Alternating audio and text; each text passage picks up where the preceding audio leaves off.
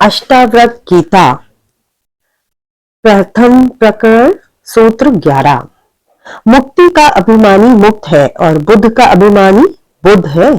यहाँ यह किंवदंती सत्य है कि जैसी मति होती है वैसी ही गति होती है।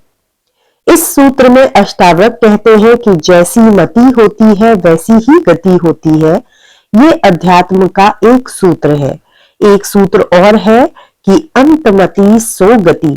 अंत यानी मृत्यु के समय जैसी मति होती है वैसी ही गति होती है।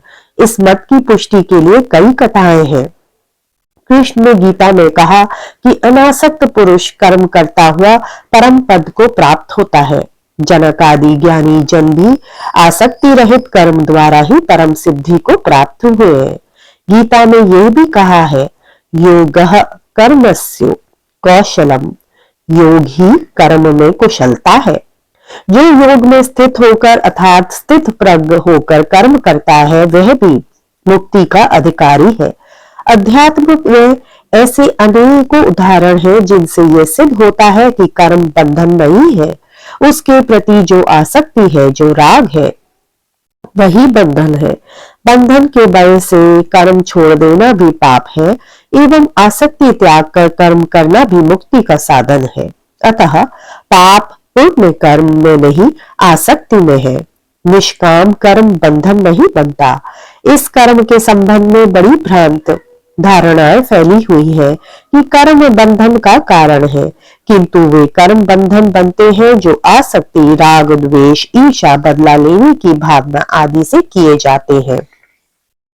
कर्म का कारण शरीर नहीं मन है। पहले विचार आते हैं तब कर्म होता है।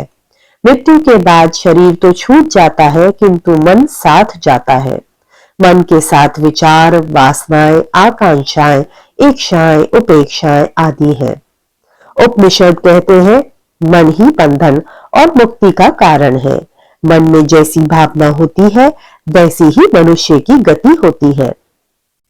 यादृशी भावना यस्य सिद्धि भरवती त्रादशी, जिसकी जैसी भावना होती है उसको वैसी ही सिद्धि मिलती है।